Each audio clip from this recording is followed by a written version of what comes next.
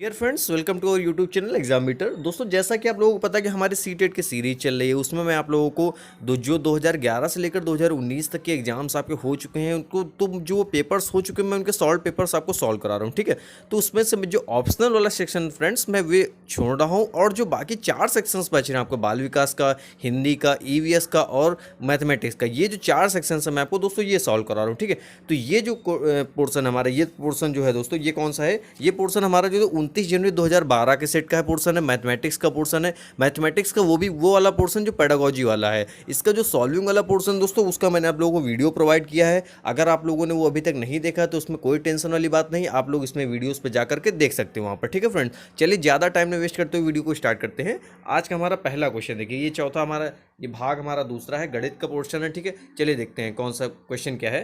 Question हमारा है 31 number. Rijul Rijul एक गति संवेदी कनेस्टिक शिक्षार्थी है। उसकी शिक्षिका सुश्री नेहा उसकी अधिगम शैली को समझती है। उसकी गुणन की संकल्पना को स्पष्ट करने के लिए उन्हें निम्नलिखित में से किस व्यूह रचना का चयन करना चाहिए। ठीक है दोस्तों, ये आपके सामने क्वेश्चन है।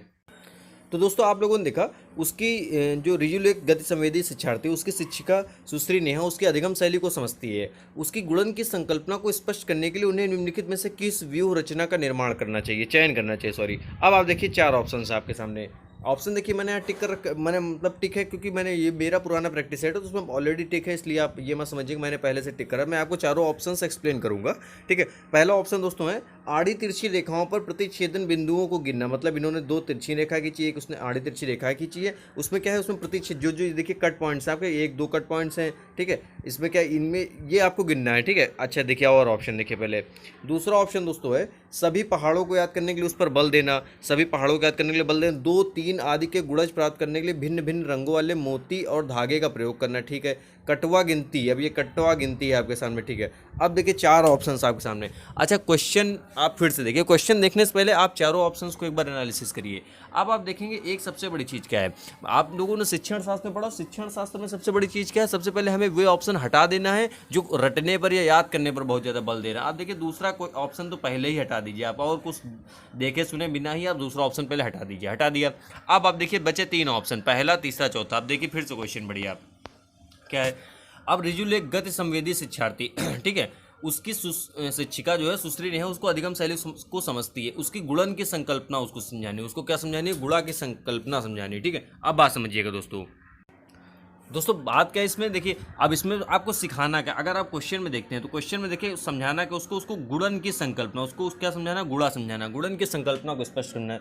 तो गुणन की संकल्पना को स्पष्ट करने के लिए दोस्तों क्या होता है, इसमें आड़ी तिरछी जो रेखाएं होती हैं, जो इस तरह की रेखाएं होती हैं, हम लोग इन्हीं का प्रयोग करते हैं। इनका प्रयोग करने में क्या रहती है, जैसे अगर मान लिया, देखिए इसमें क्या है कि अगर आप, ये एक रेखा है, ये आपकी एक रेखा है। ठीक है, अब आपकी ये 2 रेखाएं, जैसे ठीक 2 रेखाओं में ये है एक तिरछी रेखा आपने खींची, तो इसमें क्या है 2 रेखाएं ये हैं, 2 ये गुणे एक रेखा तिरछी, तो इसका आंसर आ जाएगा आपको 2। अगर हम इसी में कर दे, क्या कर दें, इसी में अगर हम कर दें कितने, इसमें अगर हम 2 रेखाएं प्रतिच्छेद कर दें इसमें, तो 2 गुणे 2 हो जाएगा, तो 2 दूनी 4। अगर मैं इसमें 3 कर दूँ तो 2 गुणे 3 हो जाएगा, बराबर 6 हो जाएगा। ठीक है, बात समझ में दोस्तों। तो जब गुणा की संकल्पना जो होती है दोस्तों, वो क्या होती है, आड़ी तिरछी रेखाओं पर ज़्यादा अच्छे तरीके से स्पष्ट की जा सकती है, अच्छे तरीके से समझाई जा सकती है। बात समझ में दोस्तों,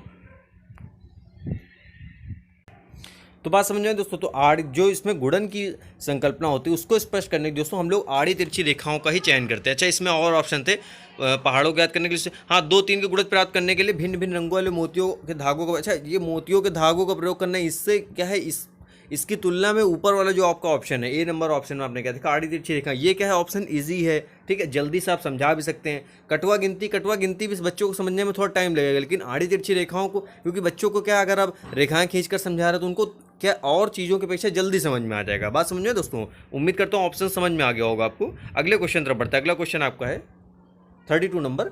कक्षा 2 में अबेकस का प्रयोग में विद्यार्थियों की सहायता नहीं करता। अबेकस का प्रयोग जो है इसमें किसमें विद्यार्थियों की सहायता नहीं करता है। ठीक है, आप देखिएगा, पहला स्थानीय मान की महत्ता को समझने में, दूसरा है बिना किसी त्रुटि के संख्याओं को पढ़ने में, तीसरा ऑप्शन है शब्दों में दी गई संख्याओं के समान संख्यांक लिखने में, चौथा है गणना में परिशुद्धता प्राप्त करने में। अच्छा देखिए अबेकस के बारे में आप देखिए क्या है, तो चौथा जो ऑप्शन है गणना में परिशुद्धता प्राप्त करने के लिए, बिल्कुल अबेकस का प्रयोग जो होगा इसके लिए किया जाता है, गणना में परिशुद्धता प्राप्त करने के लिए किया जाता है। स्थानीय मान की महत्ता भी बिल्कुल समझाता है, और बिना किसी त्रुटि के संख्याओं को पढ़ने के लिए, बिल्कुल बिना किसी त्रुटि के संख्याओं को पढ़ने में भी यूज़ करता है। अच्छा, इसको यूज़ किस पे नहीं किया जाता? जो अबेकस किस में प्रयोग होता है दोस्तों, वो संख्याओं में दी गई संख्याओं के समान उनके जो सेम नंबर, जो नंबर्स दिए गए उन्हीं के समान जो संख्यांक नंबर लिखे आते हैं, उनको पढ़ने में दोस्तों ये उसकी सहायता नहीं करता। तो उसका जो गलत ऑप्शन हो जाएगा दोस्तों अबेकस वाला, वो थर्ड ऑप्शन हो जाएगा। ठीक है दोस्तों, अगले क्वेश्चन तरफ बढ़ते हैं। अगला क्वेश्चन 33 नंबर। देखिए ये वाला क्वेश्चन जो है, निम्नलिखित में से किस विभाजन में शेष उससे अधिक होगा जब आप 176 को 3 से विभाजित करते हैं? तो दोस्तों बात क्या है, ये जो क्वेश्चन इसमें क्या है, सॉल्विंग वाला पोर्शन इसका मैंने आप लोगों को जैसा पहले बता रखा है कि जो पेडागोजी वाला पोर्शन होगा मैं वो आपको ऐसे सॉल्व करा दूंगा, लेकिन जो सॉल्विंग वाला पोर्शन है उसके सारे क्वेश्चंस मैं आपको बोर्ड पे सॉल्व करा दूँ। तो अगर आप लोगों ने उसका वीडियो नहीं देखा तो आप लोग उसका अलग से मैंने वीडियो बनाया हुआ है, आप लोग वीडियोस में जाकर उसको देख सकते हैं। बात समझे दोस्तों? अगले क्वेश्चन तरफ बढ़ते हैं। अगला क्वेश्चन देखिए क्या है, 500 सेंटीमीटर 50 मीटर तक प्लस 5 किलोमीटर बराबर है। ठीक है, तो ये क्वेश्चन देखिए ये भी क्या है, सॉल्विंग वाला क्वेश्चन। इसमें क्या किसके बराबर है, 1 किलोमीटर में कितने मीटर होते हैं, ये सारी जो चीज़ें हैं ये सारे मैंने आपको वीडियोस अलग से प्रोवाइड कराया, तो आप लोग वहाँ से जाके देख सकते हैं। अगले क्वेश्चन तरफ बढ़ते हैं। अगले क्वेश्चन देखिए 35 और 36 दोनों क्वेश्चन देखिए सॉल्विंग वाले। ठीक है, ये दोनों क्वेश्चन मैंने क्या कि वहाँ पर सॉल्व करा है, कि यहाँ पे वीडियो में अलग से आप जाकर देख सकते हैं। ठीक है, इनका मैंने अलग से आपको वीडियो दिया हुआ है। ठीक है, अगले क्वेश्चन तरफ बढ़ते हैं। अगला क्वेश्चन देखिए क्या है, अगला क्वेश्चन क्या है, नीचे दिए गए पैटर्न का अभ्यास कीजिए। नीचे दिए गए पैटर्न देखिए, एक पैटर्न है, पैटर्न के बाद उसके क्या ऑप्शंस हैं, क्या पैटर्न में क्या लॉजिक लगा है, कैसे क्या इसको सॉल्व किया गया, ये भी मैंने आप लोगों को अलग से वीडियो में बताया हुआ है, उसको आप वीडियो जाकर देख सकते हैं। ठीक है, अगले क्वेश्चन तरफ बढ़ते हैं दोस्तों। अगला क्वेश्चन क्या है, अगला क्वेश्चन है हमारा 38 नंबर क्वेश्चन है, पैटर्न की सहायता करना और उन्हें पूरा करना। मतलब पैटर्न की सहायता नहीं, पहचान करना, पैटर्न की पहचान करना और उन्हें पूरा करना प्राथमिक स्तर पर गणित की पाठ्यचर्या का एक अनिवार्य हिस्सा है। प्राथमिक स्तर पर जो गणित की पाठ्यचर्या उसका एक क्या है, अनिवार्य हिस्सा है। अब ऐसा किस लिए, क्योंकि अब देखिएगा ऑप्शंस आपके सामने, क्या ऑप्शंस हैं, विद्यार्थियों में सृजनात्मकता और कलात्मक गुणों को विकसित करता है। ठीक है, विद्यार्थियों में सृजनात्मकता और कलात्मक गुणों को विकसित करता है, बिल्कुल सही है, सृजनात्मकता ऑप्शन में आया। अगले क्वेश्चन तरफ, अगले ऑप्शन तरफ देखते हैं। विद्यार्थियों को प्रतियोगी परीक्षाओं के लिए तैयार करता है, सुडोकू पहेली को हल करने में विद्यार्थियों की सहायता करता है। अब देखिए चौथा ऑप्शन है, यह विद्यार्थियों में सृजनात्मकता को बढ़ावा देता है और संख्याओं तथा संक्रियाओं की विशेषताओं को समझने में उनकी सहायता करता है। अब देखिए चूंकि आप पेपर देने जा रहे हैं सीटेट का, तो उसमें क्या होता है, कुछ ऑप्शंस के फैक्ट पॉइंट होते हैं, बिल्कुल वो फिक्स होते हैं। अगर किसी ऑप्शन में सृजनात्मकता आता है या कुछ ऐसे क्रिएटिविटी वाली बात आती है, रचनात्मक तरीके वाली बात आती है, तो सबसे बड़ा ऑप्शन आपका जो सही होगा वही ऑप्शन सही होगा, उससे बेहतर ऑप्शन हो ही नहीं सकता है। तो अब आप बोलेंगे भैया पहला ऑप्शन भी तो था सृजनात्मकता और कलात्मकता वाला, आपने वो क्यों नहीं सही किया? अच्छा, उसमें भी क्या होता है, जब इस तरह के सृजनात्मकता वाले ऑप्शन आते हैं तो उसमें देखना होगा आपको कि उसमें भी सबसे बेहतर ऑप्शन कौन सा लग रहा है, जो सबसे बेहतर, क्या किसी एक ऑप्शन से अधिक ऑप्शन में सृजनात्मकता वाला पोर्शन दिया हुआ, अगर वो ऐसा वर्ड दिया हुआ है किसी एक ऑप्शन से दूसरा ऑप्शन में भी, तो हो सकता है उसमें क्या होता है, जो दूसरा वाला ऑप्शन वो भी बेहतर हो, ज़्यादा बेहतर हो, या हो सकता है पहले वाला ही बेहतर हो। तो अब अगर हम इसमें देखें तो बाकी भैया पहले दो ऑप्शन तो आप काट दीजिए, दूसरा तीसरा तो आप कह के काट ही दीजिए। अच्छा, पहला ऑप्शन फिर से पढ़िए। पहला ऑप्शन क्या है दोस्तों, विद्यार्थियों में सृजनात्मकता और कलात्मक गुणों को विकसित करता है। चौथा ऑप्शन है, यह विद्यार्थियों में सृजनात्मकता को बढ़ावा देता है। अच्छा देखिए, विकसित करना और बढ़ावा देना बात वही है, और संख्याओं तथा संक्रियाओं की विशेषताओं को समझने में उनकी सहायता करता है, बिल्कुल। तो यहाँ पर अब आप खुद, अगर आप खुद इन दोनों का विश्लेषण करें तो आप लोग खुद पता करेंगे कि क्या है, जो चौथा ऑप्शन है ये पहले की तुलना में ज़्यादा बेहतर आपको लग रहा होगा। तो चूंकि जब चौथा ऑप्शन पहले की तुलना में ज़्यादा बेहतर है, तो हमने क्या बताया, हमें जो सीटेट का एग्जाम होता है उसमें जो चार ऑप्शंस होते हैं दोस्तों, चारों विकल्प चारों को चारों सही होते हैं, लेकिन हमें क्या करना होता है, पता करना होता है कौन सा विकल्प ज़्यादा बेहतर है, ज़्यादा सही है। सेम इसी तरह क्या होता है, अगर ठीक इसके विपरीत देखें तो चार के चारों ऑप्शन हमें गलत भी दिए होते हैं, हमें उनमें पता करना होता है कौन सा सबसे ज़्यादा गलत, हम तब वो सही करते हैं। तो इस अगर थ्योरी को आप लगाते हैं तो इसके अकॉर्डिंग आप देखेंगे चौथा वाला बेहतर ज़्यादा है पहले की तुलना में, चौथा सही हो जाएगा दोस्तों। बात समझ में आई दोस्तों? अगले क्वेश्चन तरफ बढ़ते हैं। देखिए 39 नंबर क्वेश्चन है, निम्नलिखित में से कौन सा सही है? सही है दोस्तों ना। अब देखिएगा क्या है, चौथा ऑप्शन आप देखिए, अगर पहले 1000 के पूर्ववर्ती का परवर्ती। अच्छा, पूर्ववर्ती परवर्ती आप समझते हैं, पूर्ववर्ती परवर्ती क्या होता है, पूर्ववर्ती वर्ड लिखा हुआ पूर्ववर्ती। ठीक है, पूर्व का मतलब दोस्तों आप समझते हैं, पूर्व का मतलब क्या होता है, पूर्व का मतलब होता है दोस्तों पहले, क्या होता है, पहले।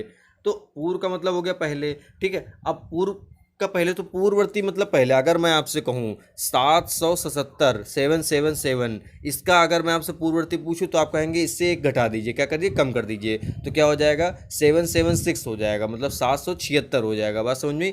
अगर मैं पूछूँ, ये तो वर्ड हो गया पूर्ववर्ती, अगर मैं इसके बाद पूछूँ परवर्ती, क्या भाई आप परवर्ती जानते हैं, परवर्ती, तो अभी आपने पढ़ा पूर्ववर्ती, पूर्ववर्ती का मतलब होता है पहले। इसी तरह परवर्ती, परवर्ती का मतलब क्या होता है दोस्तों, परवर्ती का मतलब होता है बाद में। इसी का ही एक क्या होता है, इसी का एक घर का भी नाम है, क्या है, उत्तरवर्ती। क्या नाम है दोस्तों, उत्तरवर्ती। परवर्ती का ही एक दूसरा जो घरेलू नाम है, जैसे हमारे आपके सभी के दो दो तीन तीन नाम होते हैं, एक घर का नाम होता है, एक विद्यालय का नाम होता है ना, तो इसी तरह इनका भाई घर का क्या नाम है, उत्तरवर्ती। ठीक है, उत्तरवर्ती के नाम से भी जानता है। अगर उत्तरवर्ती भी कहीं लिख कर रहता है तो आप लोग को भ्रमित नहीं होना है, आप लोग क्या करना है, वहाँ पर भी यही स्थिति लगानी है। क्या, पूर्ववर्ती मतलब पहले, परवर्ती या उत्तरवर्ती मतलब बाद में। ठीक है, तो अगर मैं पूछूँ आपसे कि 600 एक नंबर दिया है, उसका अगर मैं पूछूँ उत्तरवर्ती या परवर्ती क्या होगा, तो आप इसमें तुरंत क्या करेंगे, एक जोड़ देंगे। अब तो क्या हो जाएगा, 601 हो जाएगा। ठीक है, बात समझ में आई। अब देखिए ऑप्शन, आप देखिए तो पहला ऑप्शन है 1000। अच्छा, चौथे की बात करते हैं। 1000 के पूर्ववर्ती का परवर्ती 1002 है।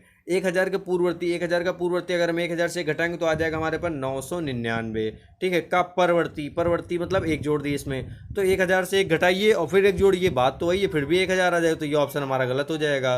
निकला 1002, नहीं निकला ना। अच्छा, अगला ऑप्शन देखिए, तीसरा नंबर, 1000 के पूर्ववर्ती का परवर्ती 1001 है। 1000 के पूर्ववर्ती, पहले आप 1000 का पूर्ववर्ती निकालिए। ठीक है,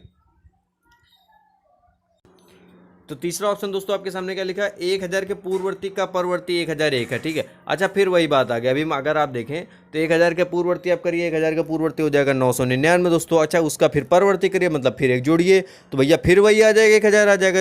अब जबकि ऑप्शन में क्या दिया, ऑप्शन में दिया है 1001 है, नहीं भैया 1001 नहीं हो रहा, तो ये भी ऑप्शन गलत हो जाएगा। दो ऑप्शन हमारे चलेगा दोस्तों। अच्छा, अगले क्वेश्चन ऑप्शन तरफ देखिए, 1000 के पूर्ववर्ती का पूर्ववर्ती 999। अच्छा, 1000 का पूर्ववर्ती क्या हो जाए, 1000 का पूर्ववर्ती आप निकालिए तो 1000 में एक घटाएंगे तो 999 आ जाएगा। अच्छा, 9, फिर उसके बाद क्या करें, फिर से पूर्ववर्ती, तो 999 जब आप एक घटा देंगे तो 998 बचेगा दोस्तों, जबकि दिया हुआ है 999, तो ये भी ऑप्शन आपका कट हो जाएगा। अच्छा, पहला देखिए जो कि इसमें पहले स्टिक है, सही क्यों सही देखिएगा, 1000 के परवर्ती, परवर्ती मतलब बाद में, 1000 के बाद का मतलब 1001 हो गया, का पूर्ववर्ती 1000 है, 1001 में फिर आप एक घटाइए तो फिर से 1000 आएगा। देखिए दिया है 1000, हाँ बिल्कुल दिया है, तो हमारा सही ऑप्शन जो दोस्तों हो गया पहला ऑप्शन हो जाएगा। उम्मीद करता हूँ समझ में आ गया होगा दोस्तों। अगले क्वेश्चन तरफ बढ़ते हैं।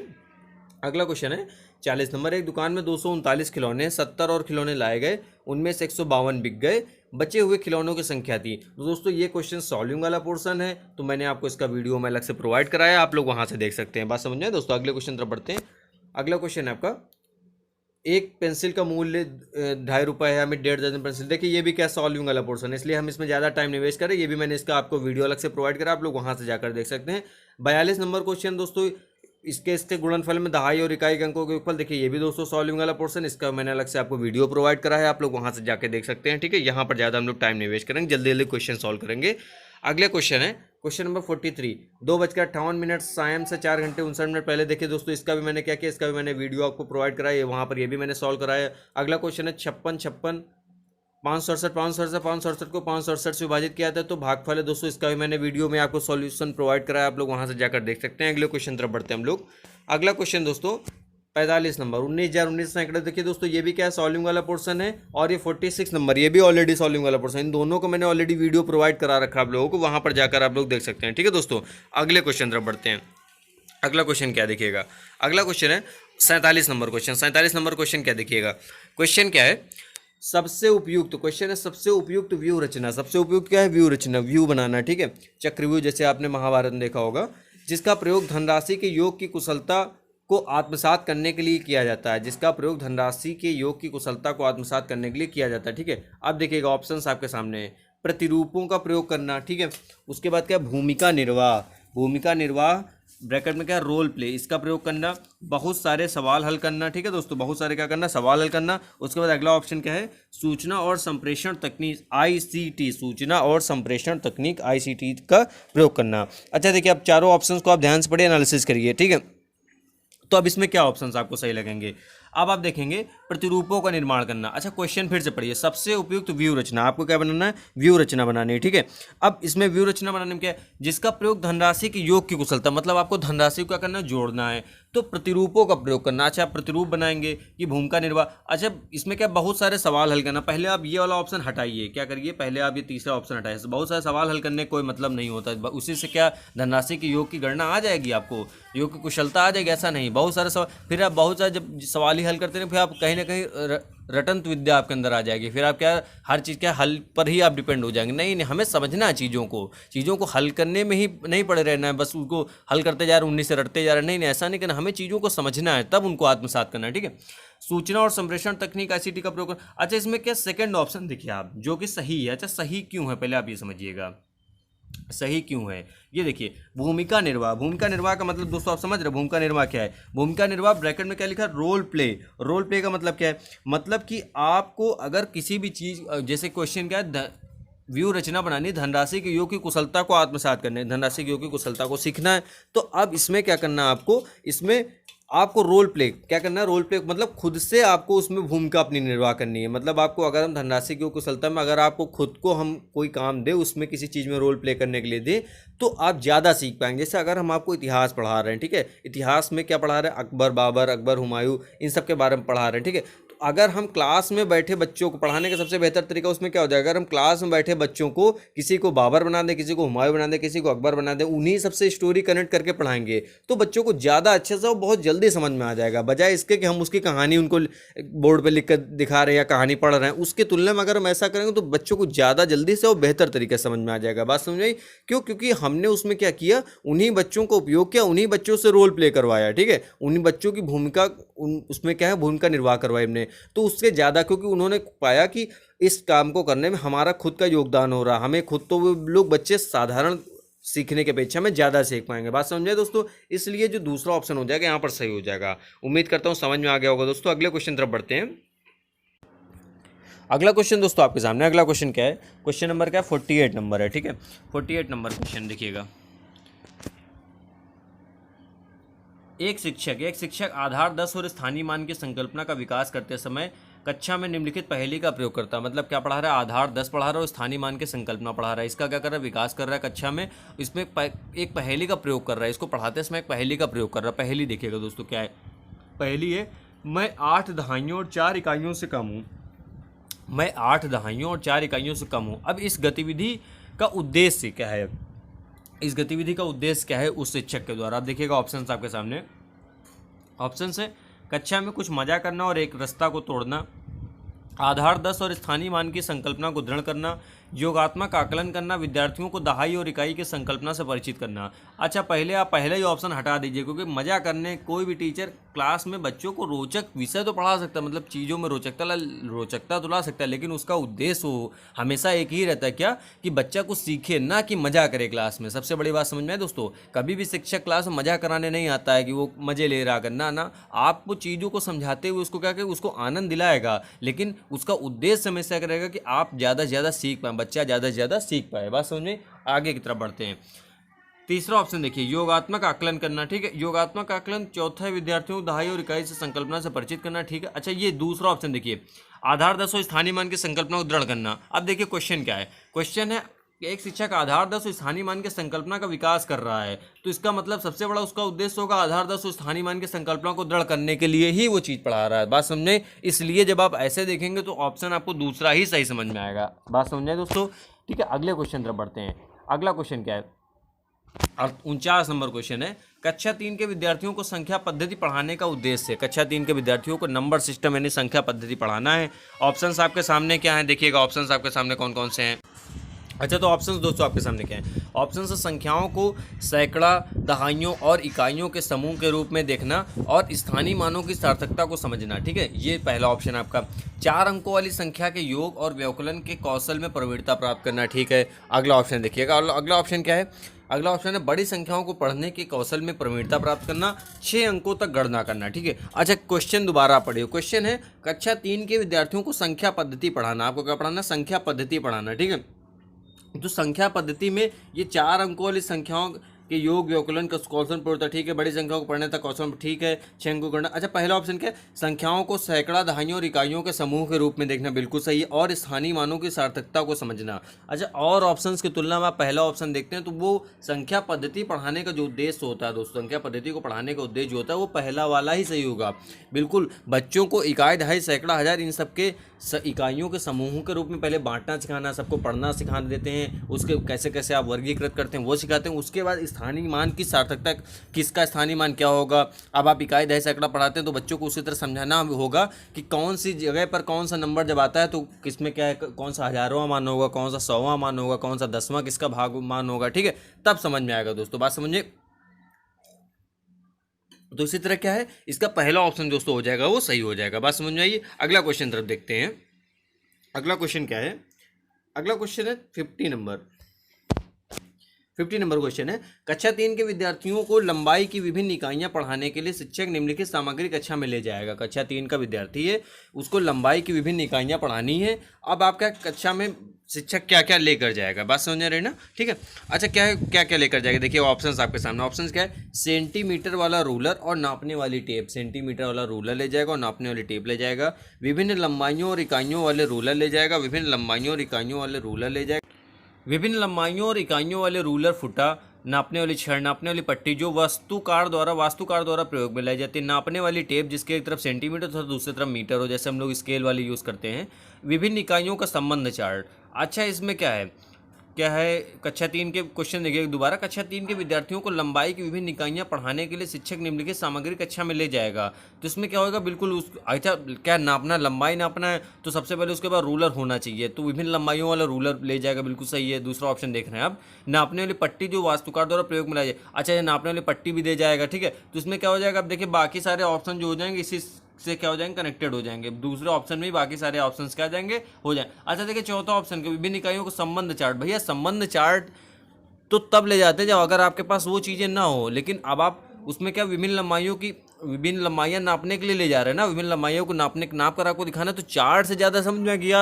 आप प्रत्यक्ष रूप से कोई चीज़ दिखा देंगे तब ज़्यादा समझ, जैसा कि आपको बताया कि जैसा आप पर्यावरण में किसी चीज़ को पढ़ा रहे हैं तो उसका आप चार्ट दिखाएं तो ज़्यादा बेहतर तरीके से समझें, या आप उसको प्रत्यक्ष उसको भ्रमण पर ले जाते तब दिखा दे तो ज़्यादा बेहतर हो। हाँ, एक चीज़ हो सकती है, अगर आप भ्रमण पर नहीं ले जा पा रहे हैं तो फिर आप चार्ट दिखा दे, तब तो भाई ऑप्शन है, क्योंकि ऑप्शन अवेलेबल नहीं है वो भ्रमण वाला, इसलिए आपने दिखा दिया तो वहाँ पर वो बेहतर माना जाएगा। लेकिन अगर आपके पास सामने दोनों ऑप्शन अवेलेबल हैं तो फिर आप भ्रमण पर ले जाइए, ना कि चार्ट दिखाइए। ठीक है, बात समझ आई।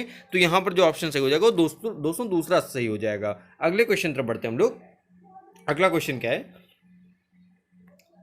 51 नंबर क्वेश्चन देखिए क्या है।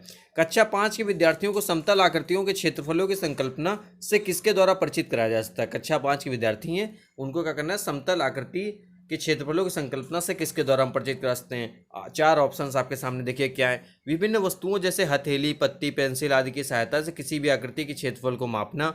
आयत की लंबाई और चौड़ाई का पता लगाते हुए आयत के क्षेत्रफल के सूत्र का प्रयोग करके आयत के क्षेत्रफल की गणना करना। आयत के क्षेत्रफल का सूत्र बताना। इकाई वर्गों की गणन की सहायता से आकृतियों के क्षेत्रफल की गणना करना। देखिए पहले बात तो हमें क्या पता, सूत्र नहीं रटाना उसको, फिर वही चीज़ बात समझ में आ रही है आपको, ना कि सूत्र रटाना है, ना कि बस उसी को हमें कि बस क्वेश्चन लिखा बोर्ड पे, उसके बाद हमने उसको फॉर्मूला रखा डायरेक्ट करके दिखा दिया। ये ऑप्शंस इतनी जल्दी वहाँ पर नहीं लगाने में, बात समझिए, इनको नहीं यूज़ करना है। ठीक है, तो दूसरा तीसरा पहले हट गया। यहाँ चौथा हो सकता है, इकाई वर्गों के गणन की सहायता से आकृतियों के क्षेत्रफल की गणना करना। ठीक है, अच्छा पहला ऑप्शन अब देखिए, विभिन्न वस्तुओं जैसे हथेली, पत्ती, पेंसिल आदि की सहायता से आकृति के क्षेत्रफल को मापना। अब आप पढ़ा क्या रहे हैं बच्चों को, समतल क्षेत्रफलों के, आप समतल आकृतियों के क्षेत्रफल पढ़ा रहे हैं, तो अभी आप उनको समझाने के लिए पहले चीज़ों को, जो उनके दैनिक जीवन में चीज़ें प्रयोग में आ रही हैं, आप उनका पहले उदाहरण देंगे। उससे क्या होगा, बच्चे ज़्यादा जल्दी समझ जाएंगे। उनको क्या है, फिर उस टॉपिक में उनको क्या है, रोचकता समझ में आएगी। जब उनको विषय जब रोचक लगने लगेगा तो बहुत जो कुछ आप सिखाएंगे बहुत जल्दी सीख जाएंगे। बात समझ आए दोस्तों। तो यहाँ पर क्या हो जाएगा, जो पहला ऑप्शन हो जाएगा वो सही हो जाएगा। उम्मीद करता हूँ समझ में आ गया होगा दोस्तों। अगले क्वेश्चन तरफ बढ़ते हैं। 52 नंबर क्वेश्चन है, गणित कक्षा में गणित में गणना करने संबंधी कौशलों किसके द्वारा बढ़ाया जा सकता है। गणित में गणना करने संबंधी कौशलों किसके द्वारा बढ़ाया जाता है। केवल एल्गोरिथम का वर्णन करके, कक्षा में अभ्यास है तो क्रियाशील गतिविधियों का आयोजन करके, संकल्पनाओं और प्रक्रियाओं को स्पष्ट करने के बाद अधिक से अधिक अभ्यास करना, केवल संकल्पनात्मक ज्ञान देकर। भैया केवल गणित है कि उसमें संकल्पनात्मक आप ज्ञान दे देंगे, मतलब केवल कल्पना से करवा देंगे तो गणित थोड़ी ना सॉल्व हो जाएगी। तो पहले चौथा ऑप्शन हटा दीजिए। अच्छा, तीसरा, संकल्पनाओं और प्रक्रियाओं को स्पष्ट करने अधिक से अधिक अभ्यास करना। ठीक है, आपने स्पष्ट कराया चीज़ों को, उसके बाद क्या अधिक से अधिक अभ्यास कराया, ठीक हो सकता है।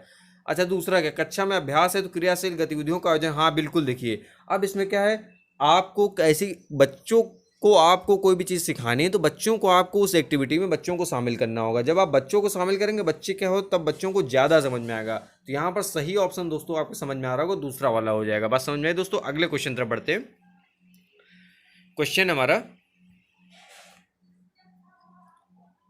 53 नंबर क्वेश्चन है, सुश्री रीना दशमलव के गुणन की संकल्पना का शिक्षण करने के लिए ग्रिड गतिविधि का प्रयोग करती है, उसका एक नमूना नीचे दिया गया है। क्वेश्चन देख लीजिए आप। इसमें क्या देखिए, बॉक्सेस हैं, दो बॉक्स देखिए ये बने हुए हैं, 0.2 और 0.3 ये बने हुए हैं दो बॉक्स। इन्होंने दो बॉक्स इधर, तीन बॉक्स, 3 दूनी 6, ठीक है। इन्होंने दोनों गुणा किया, गुणा करने के बाद क्या आया, 0.2 का 0.3 से गुणा किया, आया 0.06, ठीक है। चलिए ये समझ में आया दोस्तों। चलिए क्वेश्चन के ऑप्शन देखते क्या क्या बोल क्या रहा। इस पद्धति के द्वारा सुश्री रीना संकल्पनात्मक ज्ञान और समस्या समाधान पर ज्यादा बल दे रहे तथा प्रक्रमणशील ज्ञान पर कम, सीखने के परंपरागत उपागम का प्रयोग कर रही हैं, समस्या समाधान कौशल के विकास पर बल दे रही हैं, प्रक्रमणशील ज्ञान पर ज्यादा बल दे रहे हैं और संकल्पनात्मक ज्ञान पर कम, ठीक है। बात समझ में आया दोस्तों, क्वेश्चन समझ में आया आप लोगों को। अब क्वेश्चन के बाद आप लोगों ने क्या देखिए, ऑप्शन देख लिए, ठीक है। अब आप इसमें देखिए सही ऑप्शन क्या होगा, ठीक है। अगर आप इसको देखें तो इन्होंने देखिए चौथा ऑप्शन क्या बताया, इन्होंने चौथा ऑप्शन बताया प्रक्रमणशील ज्ञान पर ज्यादा बल दे रहे हैं। किस पे बल दे रही हैं ज्यादा, प्रक्रमणशील ज्ञान पर ज्यादा बल दे रही हैं, ठीक है, और संकल्पनात्मक ज्ञान पर कम। अच्छा, तीसरा ऑप्शन क्या है, समस्या समाधान कौशल के विकास पर बल दे रही हैं। तो ये ऑप्शन क्या होगा, गलत हो जाएगा। पहले समस्या समाधान कौशल के विकास पर बल दे रही हैं, ये इसका कोई मतलब ही नहीं हो जाएगा यहाँ पर, ठीक है। इसको हटा दीजिए पहले आप। सीखने के परंपरागत उपागम का उपयोग कर रही हैं, क्वेश्चन का ऑप्शन दिया हुआ है सीखने के परंपरागत उपागम का उपयोग कर रहे हैं। अच्छा, परंपरागत उपागम का उपयोग कैसे करें आप ये बताइए। इसमें क्या है, जो हम लोग क्या करते हैं, लाइन से गुणा कराते हैं। उसमें क्या करते हैं, लाइन से गुणा कराते हैं। तो कि जैसे ऊपर 6 का 3 दूनी 6 का है, तो ऊपर हम 3 लिखे, 2 नीचे लिखे, 3 दूनी, ऐसे करके गुणा कराते हैं। तो वही इन्होंने यहाँ पर भी किया। इन्होंने क्या किया, इन्होंने जो बनाया है, इन्होंने बॉक्सेस बना करके उसमें गुणा करा है, ठीक है। बात समझ आ रही, ठीक है। अब अच्छा पहला ऑप्शन आप देखिए, जो कि इसमें सही ऑप्शन है। पहला ऑप्शन आप देखते हैं, संकल्पनात्मक ज्ञान और समस्या समाधान पर ज़्यादा बल दे रही हैं, प्रक्रमणशील ज्ञान पर कम। अब क्वेश्चन आप देखिए फिर से, क्या है, इन्होंने क्वेश्चन आपने ऊपर देख लिया, दशमलव के गुणन की संकल्पना का शिक्षण करने के लिए इन्होंने मैडम है वो ग्रिड गतिविधि का प्रयोग करें। अब आप इसमें देखिए, मैंने आपको बताया था 2 बॉक्स इधर हैं और 3 बॉक्स इधर हैं। ये बात तो समझ में आ रही है दोस्तों, 2 बॉक्स इधर है, 3 बॉक्स इधर हैं। लेकिन इन्होंने क्या लिखा, 0.2 लिखा, इन्होंने लिखा 0.3। अच्छा, अब आप हमें एक चीज़ बताइए, क्या आपको इससे स्पष्ट हो रहा है कि इसमें 0.2 होगा? ये मतलब हमें तो केवल 2 बॉक्स दिख रहे हैं और 3 बॉक्स दिख रहे हैं, लेकिन इसमें दशमलव का निर्धारण तो हो ही नहीं पा रहा है। तो इसमें क्या हो जाएगा, संकल्पनात्मक ज्ञान और समस्या समाधान। भाई इन्होंने संकल्पनात्मक ज्ञान तो दिया और समस्या समाधान पर भी बल दिया, ठीक है। जैसे समस्याएं हैं, दशमलव वाली समस्या, उसको बल तो दिया, लेकिन हमें इसमें दशमलव की वास्तविक स्थिति नहीं निर्धारित हो पा रही है। तो इसमें क्या हो जाए, जो प्रक्रमणशील जो ज्ञान होगा उस पर क्या है, इस पर जो है बल हमारा नहीं दे पा रहे हैं, इस पर क्या है ज्ञान इस पर नहीं दे पा रहे हैं, इस पर बल नहीं हो पा रहा। तो इसमें क्या हो जाएगा, इस कारण क्या होगा, ये ऑप्शन जो हो जाएगा सही हो जाएगा। अच्छा, सीखने के परंपरागत उपागम का उपयोग कर रही हैं। हमें गुणा में क्या करना है, जैसे हमने बताया 3 और 2 6, ठीक है, ऐसे करके गुणा करते हैं इसमें, लेकिन इसमें दशमलव की स्थिति का निर्धारण तो हो नहीं पा रहा है, इसलिए ये ऑप्शन गुणा करने की संकल्पना तो, लेकिन दशमलव की स्थिति का निर्धारण नहीं हो पा रहा, इसलिए ये ऑप्शन नहीं हो पाएगा, ठीक है।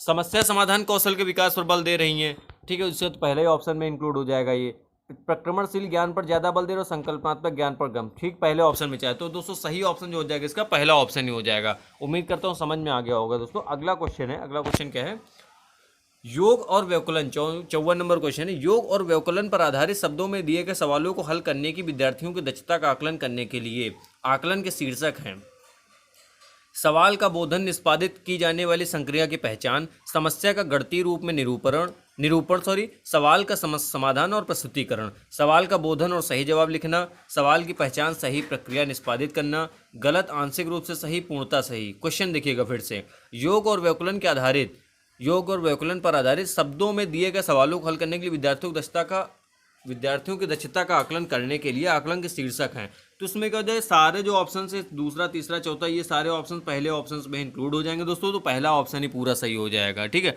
ये भी एक टेक्निक होती है जिसमें, इसमें क्या सीटेट में क्या होता है, ऑप्शंस में अगर आप देख रहे हैं सबसे बड़ा ऑप्शन है, अगर आपको नहीं कुछ भी नहीं समझ में आ रहा तो आप देखें, अगर जो सबसे बड़ा ऑप्शन हो लगभग केसेस में फिर वही सही होता है, ठीक है। तो इसमें फिर ज़्यादा इसमें दिमाग लगाने, अगर आपको नहीं आ रहा तब की बात बता, और ये मत कहिए कि सर ने तो ऐसा बताया था कि जब जो बड़ा ऑप्शन सबसे पहले वही टिक मार दीजिए, नहीं, ये मैं तब की घटना बताया जब आपको ऑप्शन समझ में ही ना आ रहा हो, ये तब की बात है, ठीक है। ठीक है। जब अगर आ रहा है तो आप पहले समझिए क्वेश्चन को तब करिए, नहीं आ रहा है तो छोड़ने से बेहतर जो सबसे बड़ा हो फिर आप उसमें, आपको अगर खेलना है तो उसमें खेलिए आप तुक्का वाला काम, ठीक है। अगले क्वेश्चन तरफ बढ़ते हैं।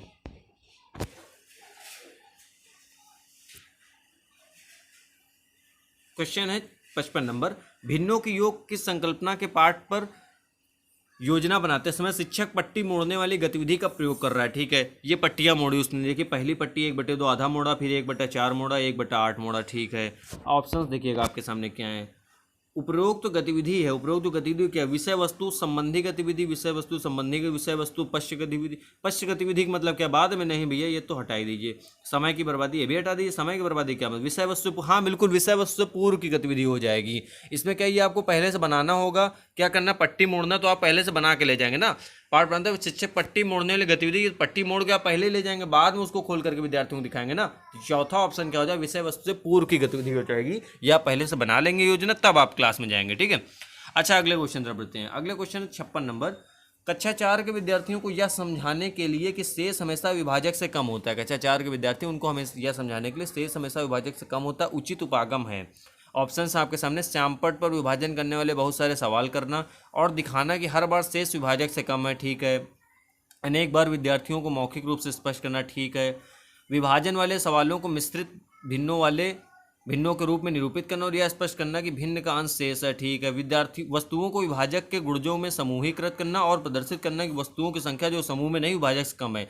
अच्छा इसमें आप लोगों ने पढ़ा, जैसे क्या एक भाग विधि में एक चीज़ हम लोग क्या सीखते हैं, जैसे कि हम लोगों को किससे 17 से भाग करना, 17 में भाग करना है, ठीक है। 17 में भाग करना 2 से, तो इसमें क्या करना है, 2 2 हम लोग ये लिखते चले जाएंगे, ठीक है। इसमें क्या, उसको अलग करते चलेंगे, तो 17 में पहले 2 जाएंगे तो यहाँ 15 आ जाएगा, 15 में फिर 2 जाएंगे यहाँ 13 आ जाएगा, 13 में फिर 2 जाएंगे तो यहाँ क्या आ जाएगा, 11 आ जाएगा। इस तरीके हम लोग क्या जो जिससे भाग कर रहे हैं वो वाली संख्या बार बार उससे क्या व्यवकलन वाली पद्धति अपनाएंगे, मतलब कि जैसे गुणा करने मतलब क्या जोड़ने की संक्रिया पर आधारित हो जाती है। जैसे 2 में 2 का गुणा करना, 2 दूनी 4 होता है, तो अगर हम 2 में 2 जोड़ देंगे तो 4 आ जाएगा, ठीक। इसी तरह क्या करना है कि अगर हमको 3 से 6 में भाग करना, 3 दूनी 6, 2 बार गया 6 में, तो अगर हम 6 से 2 बार 3 घटा दें, 6 से पहले 3 घटाएंगे तो 3 आ जाएगा, फिर हम 3 से 3 घटा 0 आ जाएगा, ठीक है। तो 2 बार हमको घटाना पड़ा और हमारा शेषफल आया 0, ठीक है। तो उसी तरह गुणा करने की पद्धति में जोड़ने की पद्धति पर निर्भर होती है, तो उसी तरह भाग करने में क्या होता है, वो घटाने की पद्धति पर होती है। तो हम लोग उसमें क्या करते हैं, बार बार उसमें जो संख्या से हमने भाग किया उस संख्या उसमें घटाते चले जाएंगे।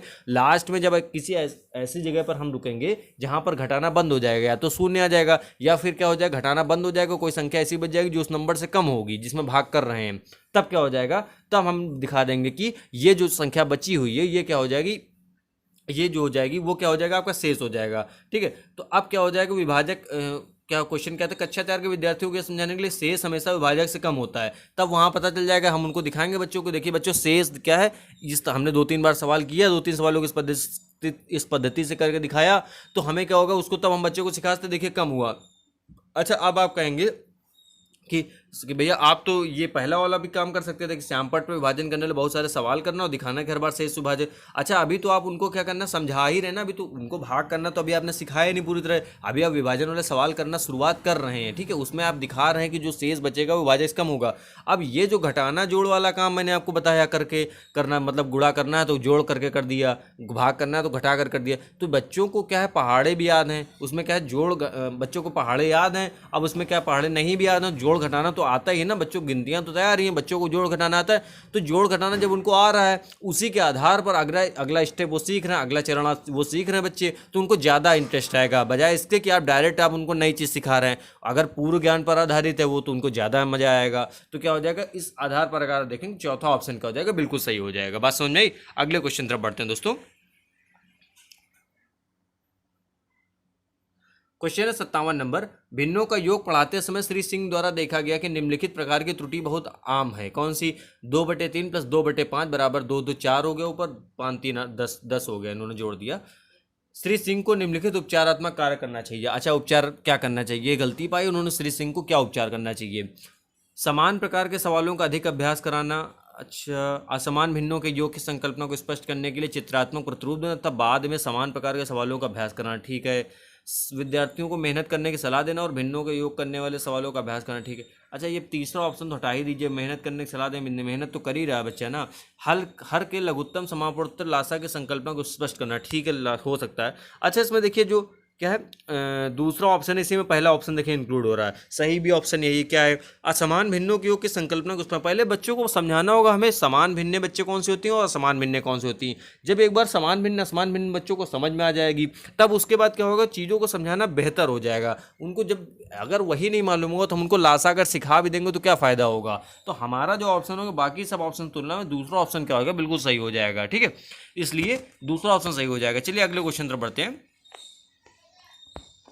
दी गई 58 नंबर क्वेश्चन, दी गई आकृति समान आकार के 5 वर्गों से मिलकर बनी आकृति का क्षेत्रफल 180 वर्ग सेंटीमीटर, आकृति का परिमाप। देखिए ये क्वेश्चन सॉल्विंग वाला पोर्शन, इसका मैंने वीडियो आपको अलग से प्रोवाइड कराया, आपको वहाँ मैंने बताया क्या कैसे सॉल्व होगा, क्या परिमाप क्या होगा आकृति का। चलिए आप वहाँ देख लीजिए, ठीक है। अगला क्वेश्चन 59 नंबर, राष्ट्रीय पाठचर्या की रूपरेखा एनसीएफ 2005 मानती है कि गणित में चिंतन और तर्कणा का एक तरीका शामिल होता है। इस दृष्टिकोण को किसके द्वारा प्राप्त किया जा सकता है। अच्छा, आप लोगों ने अगर एनसीएफ 2005 अगर आप लोगों को नहीं आता तो आप लोग कमेंट सेक्शन में प्लीज़ जरूर बताइएगा, मैं एनसीएफ 2005 का एक अलग से वीडियो आपको प्रोवाइड करा दूंगा, ठीक है। अच्छा, क्वेश्चन में ऑप्शंस देखिए आप क्या है, विद्यार्थियों को विशेष कोचिंग देना। अच्छा, पहले आप कोचिंग देने वाला ऑप्शन ही हटा दीजिए, इसका कोई मतलब नहीं है तो आप ये ऑप्शन हटा दीजिए। अगला ऑप्शन है खोजबीन उपागम का प्रयोग करना, हस्तचालकों का प्रयोग करना, संकल्पनाओं को वास्तविक जीवन से जोड़ना, विद्यार्थियों को चर्चाओं में शामिल करना, गणित की सभी पाठ्यपुस्तकों का पुनर्लेखन करना, विद्यार्थियों को बहुत सारे सवाल, कार्यपत्रक, वर्कशीट्स देना। ये क्या बहुत सारे सवाल दे देने से कोई मतलब। अच्छा देखिए, दूसरा ऑप्शन में सब कुछ शामिल हो गया, सही भी ऑप्शन यही है। क्यों सही है?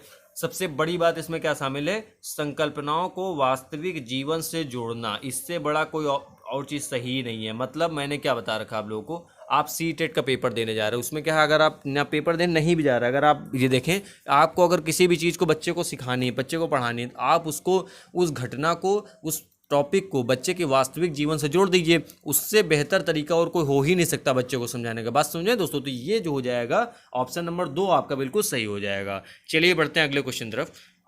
60 नंबर क्वेश्चन है, एक ठोस जैसा कि आकृति में दिखाएगा घनी ब्लॉक क्यूबिकल ब्लॉक्स से बना है जिसकी प्रत्येक भुजा 1 सेंटीमीटर, ब्लॉक्स की संख्या है। देखिएगा ये हमारा अंतिम क्वेश्चन है दोस्तों, क्या हो गया, देखिएगा गिनिएगा, 1 सेंटीमीटर सबकी है, ठीक है। अगर मैं कहूँ देखिए 1 2 3 4 5, 1 2 3 4 5 ये देखिए ब्लॉक्स हैं। अगर मैं आपसे कहूँ खड़े खड़े गिन लीजिए तो 1 2 3, ये देखिए 5 और ये 3 है, तो 5 का गुणा अगर आप 3 से करें, 5 का गुणा किससे आप करें, 3 से करें, तो आपका क्या आ जाएगा 15। क्या हो जाएगा 15। देखिए 15 ब्लॉक्स ये हो गए ना, ये टोटल 15 ब्लॉक्स हो गए। अब ये पूरी सीरीज, ये पूरी सीरीज गई, ये 15 की तो गई है। अब कितनी सीरीज है देखिए, 1 2 3 4, ठीक है। ये 3 मत गिन लीजिएगा, ये 3 गिन लिया ना आपने, ये 3 नहीं गिनना है आपको। क्या गिनना है अब आपको, ये सीरीज गिनना है, 1 2 3 4। देखिए 4 हैं, ये 4 डिब्बे हैं, 15 इधर तो 4 इधर थे, तो 15 चौको, अगर 15 में 4 का अगर आप गुणा करें, 15 में किसका 4 का गुणा करें, 15 × 4, ये 15 थे और ये 4, तो 15 चौको कितना 60,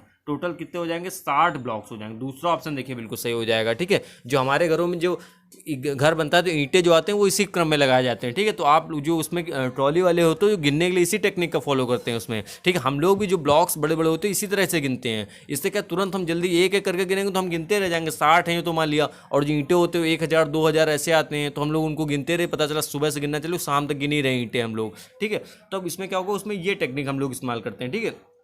तो ये तो था दोस्तों हमारा अंतिम क्वेश्चन। हमने यहाँ पर सीटेट का आप लोगों को पेडागोजी वाला पोर्शन सॉल्व कराया है। ये आपका 2012 का सेट है दोस्तों। कौन सी डेट क्या है इसकी डेट है 29 जनवरी 2012। मैं आप लोगों को बताया था जैसा कि 2011 से लेकर 2019 तक की जो भी एग्जाम होंगे मैं आपको सारे पेपर्स को सॉल्व कराऊंगा। इसके जो सॉल्विंग वाले क्वेश्चंस इसका मैंने आपको अलग से वीडियो प्रोवाइड कराया। अगर आप लोगों ने वो नहीं देखा तो आप लोग वीडियोस में जाकर वो वीडियो हमारा देख सकते हैं। वहाँ से आपको सारे क्वेश्चंस वो वाले मिल जाएंगे जो मैंने सॉल्व कराए हैं। बाकी जितनी पेडागोजी वो मैंने अभी आपको इसमें सॉल्व करा दिया, ठीक है दोस्तों।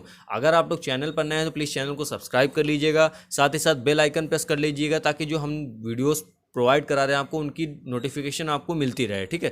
Thank you.